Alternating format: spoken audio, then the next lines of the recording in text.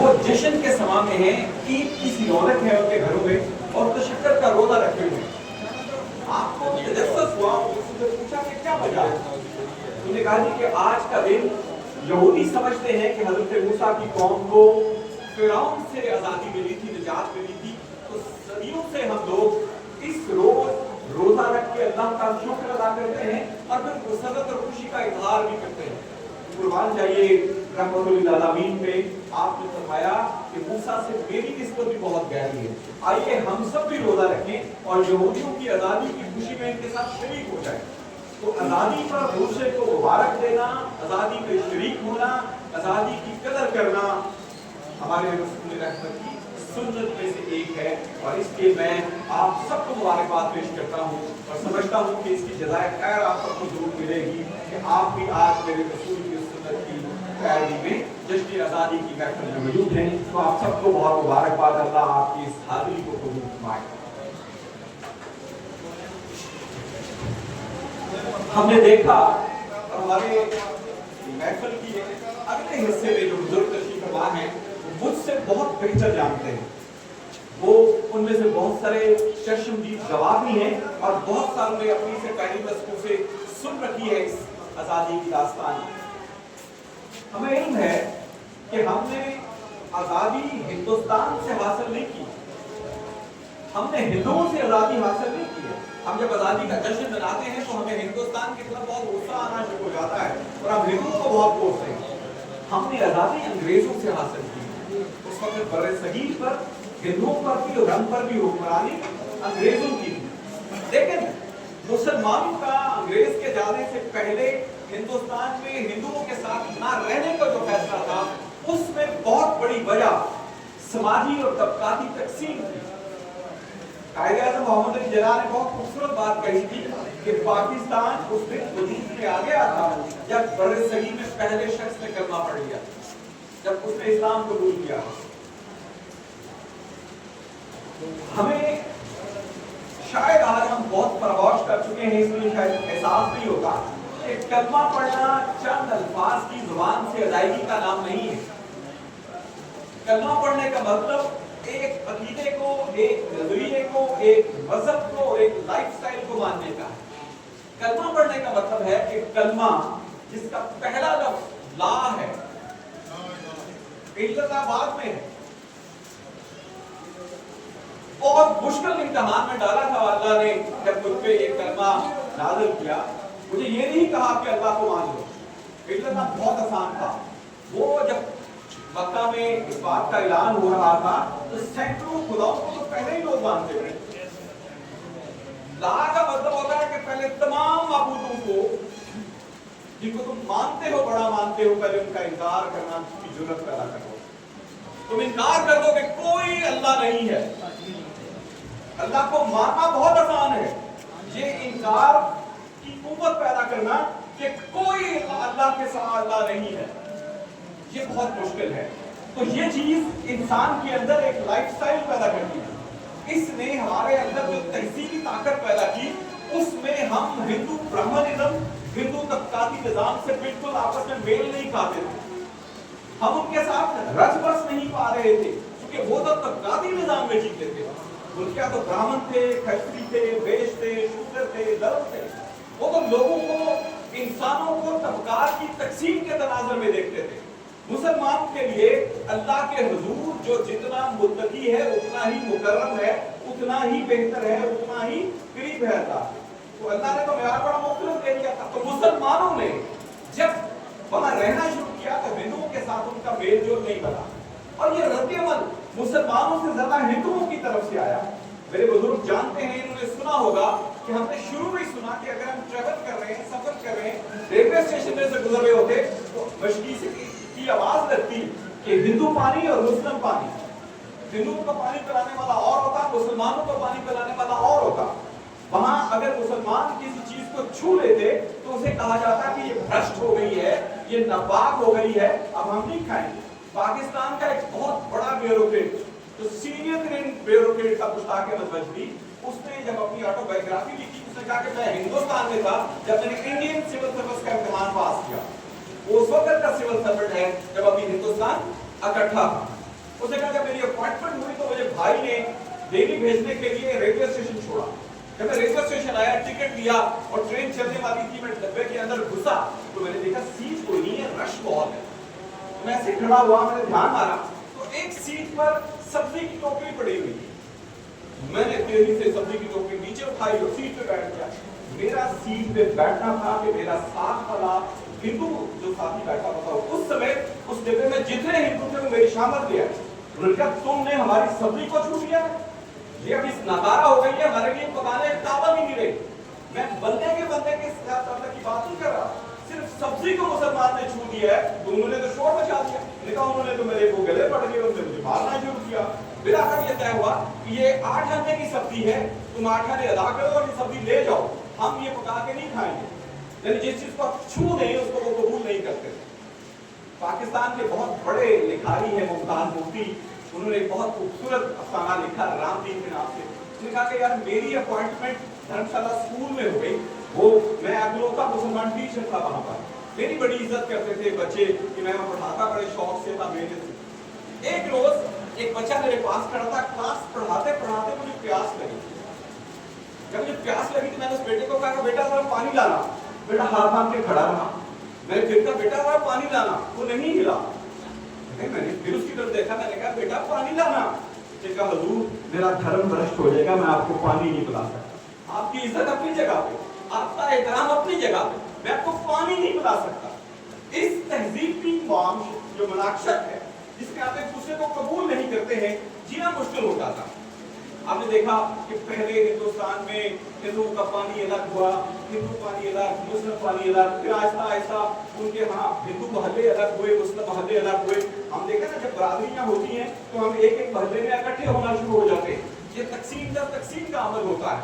फिर हिंदू शहर बनते। फैसल असलम हिंदुस्तान पाकिस्तान में तारीख के बहुत बड़े उस्ताद हैं और ये बात 1995 की है। पाकिस्तान बने हुए बहुत अरसा हो गया। उन्होंने अपना सफरनामा लिखा वो हिंदुस्तान के 1995 में। उन्होंने कहा मुझे म्यांमार से औरंगाबाद जाना था, मैं वहां से ट्रेन पे बैठा और रास्ते में रुका क्योंकि अगली ट्रेन मुझे लेनी थी औरंगाबाद की। मैंने पता किया तो पता चला कि अगली ट्रेन जाने में भी घंटा डेढ़ है। मैंने इंतजार किया, मुझे भूख लगी हुई थी क्योंकि मैं पिछली ट्रेन से आया था। मैं जो होटल है साफ छोटा सा रेस्टोरेंट बना हुआ था रेलवे पर, मैं वहां गया। मैंने वहां से वेजिटेरियन जो है वो खाना लिया, नॉन वेजिटेरियन नहीं लिया, वेजिटेरियन लिया कि हिंदू सब्जी खाते हैं, मैंने भी सब्जी खाई। मैंने देखा तो मैंने अंदर जब हॉल में देखा तो एक शख्स जो पिछली ट्रेन में मेरे साथ ही आया था वो एक टेबल पे बैठ के खाना खा रहा। मैंने भी अपनी ट्रे ली, उस टेबल पर रखी और खाना खाने के लिए बैठ गया। कहता जुई बैठा, उसने मुझे कुछ नहीं कहा। उसने अपने गिलास के पानी की थोड़ा सा पानी अपनी हाथ हथेली में डाला और उसे लाइन की सूरत में टेबल पर फेंक दिया। उसने बॉर्डर लाइन लगा दी कि ये तुम्हारा हिस्सा है। मुसलमान का साथ बैठना इतना कभी है और 95 की बात। तो हमारे अबाउदाद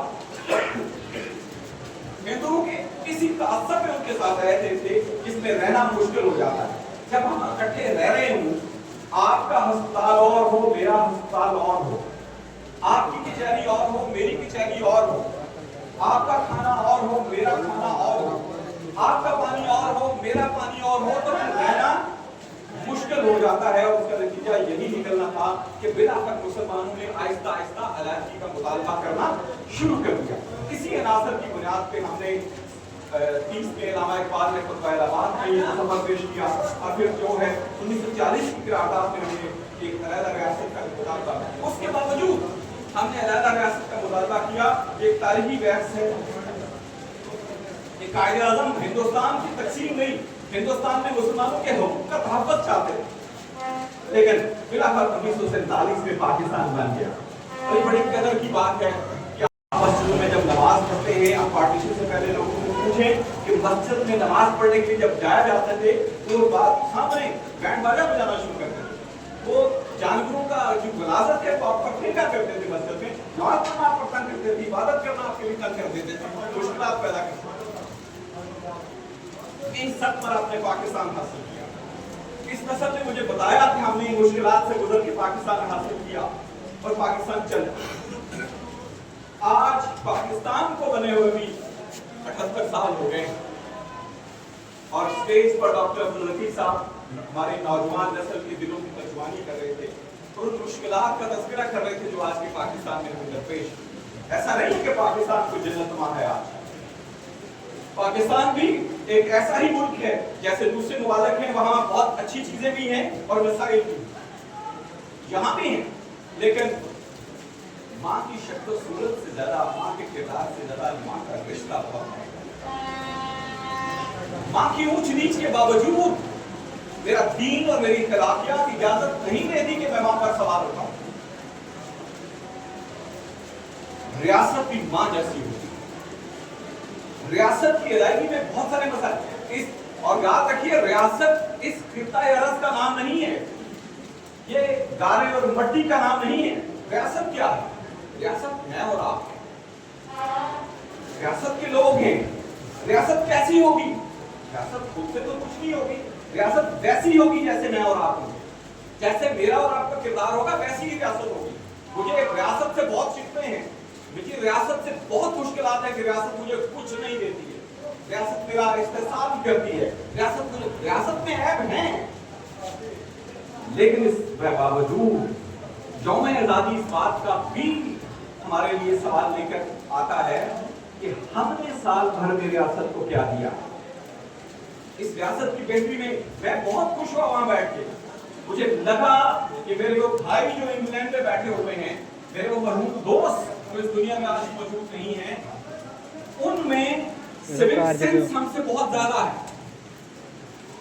देखिए, एक दूसरे के लिए चिराग जलाना, एक दूसरे के लिए बेहतरी के लिए काम करना ही किसी शहरी का काम है। फर्क सिर्फ इतना है, इंग्लिस्तान की मुआशरत ने उन्हें रहना सिखाया है। मैं और आपने अपने बच्चों को जो विरासत दी है उसमें उनको मिल के रहना नहीं सिखाया। अब्दुल तारीदी अक्सर कहा करते थे कि बहुत गरीब घर से मेरा ताल्लुक था, लेकिन मेरी माँ जब सुबह स्कूल भेजती तो मुझे 2 चवन्नियां लेके भेजती। कहती बेटा एक चवन्नी से दोपहर को जब ब्रेक हो तो खाना खाना, और एक चवन्नी से किसी क्लास फेलो को जरूर खाना खिलाओ। जरा देखिए इंडी का पाकिस्तान कैसे बन सकता है। मैं और आप तो अपने बच्चे को सुबह लंच बॉक्स लेकर कहते हैं बेटा दूजिया ना कमाई उधर आप खाई। देखिए छोटी छोटी सुरिश्त और फितरत है जो रियासत में गली मोहल्ले को उसके असरात आते हैं। तो अगर आप चाहते हैं कि पाकिस्तान जन्नत नजीर बने तो आप जन्नती किरदार के इंसान बन जाइए, पाकिस्तान जन्नत बन जाएगी। अगर पाकिस्तान एक जहन्नम है तो कभी शीशे के सामने खड़े होकर गौर कीजिए, मेरा और आपका किरदार जन्नती नहीं है, इसलिए पाकिस्तान जहन्नम है। तो मुझे और आपको भी इस किरदार की बात करनी है। आज हर बंदा मेरे पाकिस्तान पर के सवाल उठाता है कि यहाँ की नौजवान नस्ल यहाँ रहना नहीं चाहती, वो यहाँ से जा रही है। भाई ग्लोबल वर्ल्ड में रहते हैं, आप खुद कहते हैं ये ग्लोबल वर्ल्ड है, यहाँ ब्रेन ड्रेन नहीं होता, ये ब्रेन गेन की तो दुनिया है। आपको जितनी जहां अपॉर्चुनिटी मिलती है आप वहां जाते हैं। दुनिया जहां के लोग नहीं जाते हैं। बहुत सारे यूरोपियंस अपने अपने मुल्क की शहरियत के बावजूद दूसरे ममालिक में कारोबार करते हैं, बिजनेस करते हैं। आज तो कोई फर्क ही नहीं है ग्लोबल वर्ल्ड में। अब इस दुनिया में अपने बेहतर रोजगार के लिए बाहर जाना कौन सा ऐप है जिसे आप ऐप बना के मेरा पेश करते हैं। ये मेरा इस मुल्क से नफरत का इजहार नहीं है। नफरत का इजहार होगा तो एहसान शरीफ इंग्लिस्तान में बैठ के आपकी बेहतरी ना सोचता, वो आपके लिए पार्क ना बनाता, वो आपके लिए वाटर फिल्टरेशन प्लांट ना लगवाता, वो आपके लिए यौम आज़ादी का इनेकाम यहाँ ना करता। वो तो बेहतर रोजगार के लिए, बेहतर मुआशियात के लिए गया है। और उसके लिए आप देखें मेरे रसूल की सुन्नत में से है कि आप अपने बेहतर समाजी रुतबे के लिए हिजरत करें। हिजरत करना कोई ऐप नहीं है। हाँ, इसके बाद देखिए मुझे खुद यूरोप जाने का इत्तेफाक हुआ। मैंने जितनी हुकूमत वतनी अपने ओवरसीज पाकिस्तान में देखी है वो शायद यहाँ नहीं है। तो हमें अपनी नई नस्ल को गुमराह नहीं करना, अपने बच्चों को खराब नहीं करना कि भाई देखो पाकिस्तान में रहने हम ऑर्थोडॉक्स नहीं है, हम मुतअस्सिब लोग नहीं है। मैं अगर मल्टीलिंगुअल हूँ, मुझे ज्यादा ज़बानें आती हैं, तो मुझे यूनाइटेड नेशन की नौकरी से कौन रोक सकता है? जो प्रैक्टिसेस यूनाइटेड नेशन देता है वो और देता ही। मेरा भी उस मुल्क उस यूनाइटेड नेशन में उतना ही हक है जितना किसी और मुल्क है। तो खुदारा अपने बच्चों के बाहर जाने को याद ना बनाइए, वो रोजगार की तलाश में। आपको इस बात का हैरान हूँ कि वो बच्चे बेहतर स्किल्स के साथ बाहर भेजे तो फिर बड़ी अच्छी बात है। जैसे डॉक्टर साहब ने कहा कि उनकी तालीम और तरबियत करें, वो दुनिया की इकोनॉमी से अपना ज्यादा से ज्यादा हिस्सा ले सके। वो ज्यादा से ज्यादा कमा के ला सके, अपने बच्चों को ट्रेन करें, ये आपकी हुकूमती है। फर्क इतना है कि आज की नस्ल के, मेरी नस्ल के लोगों ने इन बच्चों के साथ बैठ के मुकालमा करना छोड़ दिया। इनमें पाकिस्तानियत, हुकूमती, अपनी तहजीब, अपनी माशरत कभी उनके साथ डिस्कस ही नहीं की। कभी उनके पास, हमारे यहाँ तो हमारे घर में अब्बा जी जलाल की सूरत रखते हैं कि अब्बा जी आगे बेटा कुछ हिलना जुलना नहीं। बच्चों को साथ रखिए, मुकालमा कीजिए, दुनिया पर गुफ्तगू कीजिए, दुनिया में जो तजर्बा हासिल किया अपने बच्चों को मुंतकिल कीजिए और चीजों के मुस्बत पहलू देखिए। हर चीज का मुस्बत पहलू होता है, उसका नेगेटिव पहलू भी जरूर होता होगा। आज मुझे बहुत सारे सवाल लगते हैं, जब जिस गली महल्ले में जाओ सोशल मीडिया भरा पड़ा है कि जी हम जश्न आजादी किस बात का मनाएं। ये कहने का हक कि हम जश्न आजादी कैसे मनाएं का सवाल उठाने का हक सिर्फ किसी आजाद मुल्क में हो सकता है। आप शुमाली कोरिया में, आप चीन में ऐसी जुबान बोल के तो देखिए, वो हमसे बड़ी इकोनॉमीज हैं, लेकिन वो एक रिजिड इकोनॉमीज है, वो ये फ्रीडम ऑफ एक्सप्रेशन नहीं देती अपने मुल्क को। इससे बड़ी क्या आजादी है कि आप अपने हुक्मरान के सामने, अपने वालिद के सामने, अपने घर बार के सामने, अपने गली मोहल्ले में बगैर खौफ के कह देते कि ये नहीं होता, वो नहीं होता। दुनिया के बाकी ममालिक में, सब ममालिक में ये नहीं है, सिर्फ चंद मुहज्जब ममालिक में ये इजाजत है।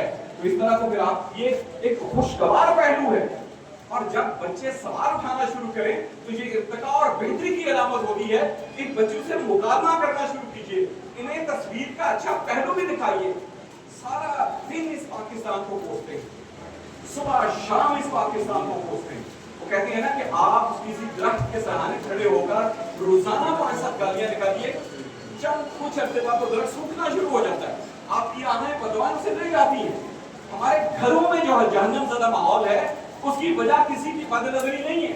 आपने कभी देखा नहीं कि सुबह उठ के रात के सोने तक हम सिर्फ अपनी बुराइयां गिनवाते हैं, हमें सिर्फ अपने ऐब नजर आते हैं, हमें सिर्फ दूसरों के लिए ऐब नजर आते हैं। भाई अपने आप को कभी शीशा देकर खुश होना भी सीखिए। अल्लाह ने आपको खूबसूरत पैदा किया है, बाकमाल पैदा किया है। अपने बच्चों से मुस्बत बात कीजिए। मुश्किलात, बुरा वक्त, क्या शेर अभी तालब से भी बुरा वक्त आ गया है आपका? आपने अपनी नबी से क्या सीखा? शुक्र करना भूल गए हैं आप किस नबी की सूरत पे हैं? और ये चैलेंजेस, टॉइनबी जो दुनिया का सबसे बड़ा हिस्टोरियन है, उसने जब किताब पे लिखी the study of history 14 volumes में, उसने दुनिया की तमाम तहजीबों का मुताला किया। उसने कहा दुनिया में तहजीबें सिर्फ एक ही सवाल पर आगे बढ़ती हैं। मैंने 1000 सालों की तारीख पढ़ के नतीजा निकाला है कि चैलेंज एंड रिस्पॉन्स। जो मुश्किलात में रिस्पॉन्ड करते हैं वो आगे बढ़ते हैं, जो मुश्किलात का लोहा पढ़ते रहते हैं वो नाकाम रह जाते हैं। तो अपनी औलादों को, अपने बच्चों को मुश्किलात में जीना सिखाइए, उनको मुश्किलात में खेलना सिखाइए, उनको ये पाकिस्तानियत आपसे मुतालबा करती है। अब जो उन्होंने बुरे नहीं है, इकोनॉमिक क्रंच आते हैं, पाकिस्तान में भी आया है बहुत बुरे। पाकिस्तान में इदारों के बहुत सारे ऐसे इंक्रोचमेंट्स हैं जिससे हमारे यहाँ समाजी और सियासी तौर पे अबतरी पैदा हुई है। यकीनन उनकी बेहतरी होनी चाहिए, तो फिर सवाल उठना चाहिए। मुझे मार्का बुनियाद मरसूस पर कोई एतराज नहीं है। मैं बॉर्डर्स पर लड़ने वाले फौजियों को अपनी जात की आखिरी खून के कतरे तक सलाम पेश करता हूँ, लेकिन जब वो मेरी सियासत में बेजा मदाखलत करते हैं तो मुझे बुरा लगता है। उनकी उस बेजा मदाखलत से मेरे मुआशरत और सियासत का हुस्न खराब भी होता है। और ये सवाल उठाना कोई मुल्क दुश्मनी नहीं है। मुझे उसके बॉर्डर के किरदार पर कोई इख्तलाफ नहीं, उसको आजादी है, वो प्रोफेशनली हक रखता है कि जैसे जैसे जंग लड़े, जैसे चाहे जंग लाइन करे, और उन्हें हमेशा हमें सुरखरू किया, उन्होंने हमारा सर ऊंचा किया है, हम उनको सलाम पेश करते हैं। लेकिन कहीं कहीं पाकिस्तान के मामलात में उनकी इंक्रोचमेंट, जो नाजायज तजावुज़ात हैं, उससे हमारा निज़ाम खराब हुआ है और हमारी नौजवान नस्ल के ज़हन में बहुत सारे जायज सवाल पैदा हुए हैं। इस कौम के मुक्तदरा को उनके जायज सवालों का जवाब देना है। मैं उन बच्चों को शाबाश पेश करता हूँ। हाँ, वो गुस्से में कभी जुबान ज्यादा बुरी इस्तेमाल कर लेते हैं। हाँ, उन्हें हमने सिखाया नहीं है कि गुस्से का इजहार कैसा करते हैं। वो जैसा आता है वैसा, हमारी तो नालियां भी ऐसी बहती हैं जैसे हमारे जज्बात बहते हैं, क्योंकि ना हमने कभी थालियों को, गंद को, गलाजत को ठीक तरीके से बहने का तरीका सिखाया है कि बच्चे सीखें कि बुरी बात दिल में आ जाए तो उसे कहना कैसे होता है। ये छोटी छोटी बाशर्त होती है जिसे आप सीखते हैं, लेकिन ये बच्चों का कसूर नहीं है। आपकी सिविल मिलिट्री ब्यूरोक्रेसी को बहुत से सवालों का जवाब देना है। मोहम्मद अली जिन्ना की 1948 की वफात के बाद पाकिस्तान में सियासी तौर पर जो खेल खेला गया है उसमें जमहूर को जमहूर का हक नहीं मिला है। ये कोई एक दौर की बात नहीं है। 48 से ऑनवर्ड मुझे और आपको बहुत दफा ऐसा हुआ कि मुझे अपनी मर्जी और मंशा की हुक्मरान कभी मिले ही नहीं। यकीनन ऐब है, और ये सिर्फ पाकिस्तान में ऐब नहीं है, दुनिया के बहुत सारे ममालिक में है। हमें इन ऐबों में रहकर इन ऐबों में बेहतरी लाने की कोशिश करनी है। इस पर अपने मुल्क से नफरत करना सीखना नहीं, हमें नफरत का पैगाम नहीं देना है। तो मेरे भाइयों, जश्न मनाइए, जश्न पर एहतसाब भी कीजिए, लेकिन एक बात का ध्यान रखिए कि मुझे और आपको अपने बच्चों को वो पाकिस्तानियत सिखानी है जैसा पाकिस्तान मैं चाहता हूँ। मैं अगर जो पाकिस्तान चाहता हूँ उस पर अपने बच्चे ट्रेन ही नहीं करता। अपने घर में अपने बेटियों के साथ बेटों के कौन है मुझ में और आप में क्योंकि हिम्मत करे कि जो कायदे आज़म मोहम्मद अली जिन्ना की तरह बॉम्बे के स्कूल में उस वक्त फातिमा जिन्ना को मेडिकल कॉलेज में दाखिल करवाए जब हमारे जैसे कलूहियत पसंद लोग बच्चियों की तालीम को मुमानत समझते हो। जुर्रत कायदे आज़म को सैल्यूट मारना बड़ा आसान है। कायदे आज़म की रोशन ख्याली वो ऑर्थोडॉक्स मजहबी नहीं थे। मजहबी शिद्दत पसंदी चाहे हिंदुओं की हो चाहे मुसलमानों की, एक जैसी समाज में बुराई पैदा करती है। हमें मजहबी इत्तेदाल और तवाज़ुन के साथ जीना चाहिए। हमें सियासी और समाजी तवाज़ुन के साथ जीना चाहिए। हमें दूसरों को बुरा करने की बजाय हर वक्त दूसरों के बारे में अदालत, आप गली में से कोई बंदा गुजरता हो, आप फौरी तौर पर उनका एक जजमेंट दे देते, फैसला करते, वो बहुत बुरा आदमी है बगैर किसी सबूत के। सबसे बुरी बात दुनिया में बेकार सबूत के किसी पर इल्जाम लगाना है। मैंने कहा ना कि मैं उलमा किराम से अक्सर कहता हूं कि अगर आप जुमे के जुमे मुझे एक बात दोहरा के पढ़ा दें तो आधा मुआशरा ठीक हो सकता है कि जिसके हाथ और जुबान से दूसरे मुसलमान महफूज नहीं है वो हम में से नहीं है। बस ये सीख लेना तो आधे मसाइल तो समाज के हाल हो जाते हैं।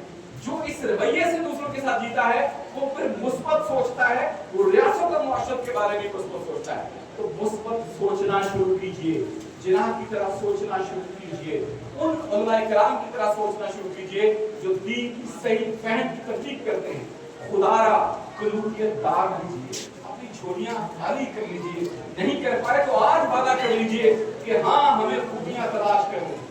कहते हैं कि कोई गोताखोर अगर किसी आप समंदर में मैं और आपका धक्का लगे किसी दरिया में गिरे ना तो हमारे कीचड़ से सिर्फ कपड़े खराब होते हैं, लेकिन उसी समंदर में गोताखोर गिरे तो वो वहां से मोती ढूंढ के लाता है।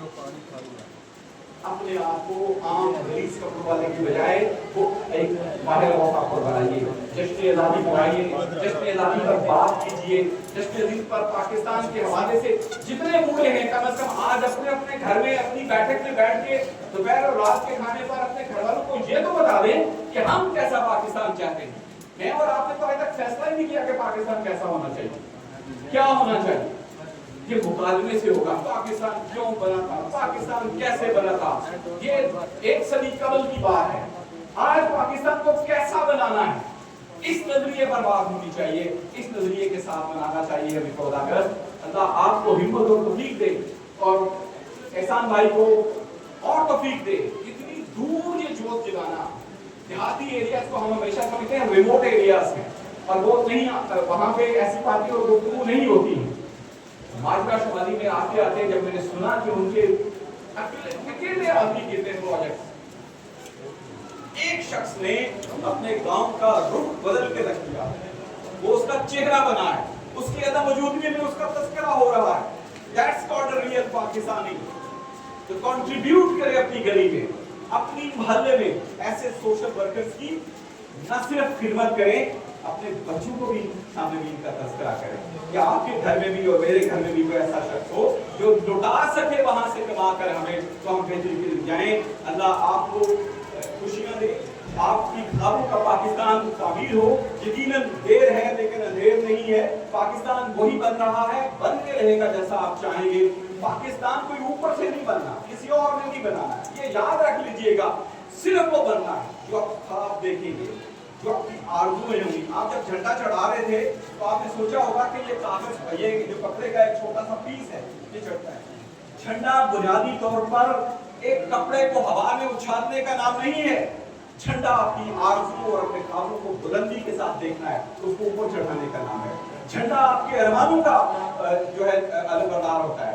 आपको झंडे की अहमियत नहीं पता तो गाजी अब्बास के कटे हुए बाजुओं से इसकी सबक जरूर लीजिए कि झंडे की बुलंदी और बुलंदी के लिए लोग कितनी बड़ी कुर्बानी है। झंडा आम सा कपड़ा होता जो हम लेके गली गली में घूमते हैं, तो गाजी अब्बास उसके लिए दो बाजू ना कटवा लेते, उसको अपने मुंह से भी आखिरी सहारे तक ना बचाते। इस झंडे को आज 14 अगस्त है, झंडा लहरा रहा है। कल मार्गा शुमाली की गलियों में झंडियों ने जमीन पे गिरे होना और मुझे और आपको एहसास भी नहीं। जब आप तारीख की बेहुरमती करेंगे तो तारीख आपसे मोहब्बत नहीं करेगी, वो भी आपसे बेहुरमती करेगी। तो झंडी चढ़ाने का मतलब है कि साल भर झंडा चढ़ा सकते, खड़ा रख सकते हैं। अगले साल यहाँ बात करें कि इस साल आपने झंडा क्या किया है, तो खुदारा कामयाबियों और कामरानियों की बातें किया करें, बच्चों से मुस्बत बातें किया करें, अपनी अच्छाइयां भी उनके सामने रखा करें। सारे ऐब अपनी जगह पे हैं। आपकी ये बड़ी अच्छाई है कि आप ये महफिल बर्पा करते हैं, इसके एक एक मुंतज़िम के लिए एक दफा मेरे साथ, मेरे पास तो वो अकेले बंदे की वो आवाज नहीं होगी, लेकिन निशान भाई से लेके डेरा मार्गा शुमाली के हर मुंतज़िम के लिए दिल से एक दफा तालियां बजाइए और उनका शुक्रिया अदा कीजिए कि उन्होंने तालियां बजती रहे। मैंने ताली इसलिए बजवाई है, कहते हैं कि ताल से ताल मिलने का मतलब होता है कि दिल से दिल मिलता है, दिल से दिल मिलती है। अल्लाह आपके ताल से ताल मिलाए रखे, आपके जिंदगियां मिलाए रखे। अल्लाह तौफीक से मेरी बातों को घर में दोहरा सके और कामयाबी नाकाम रहे।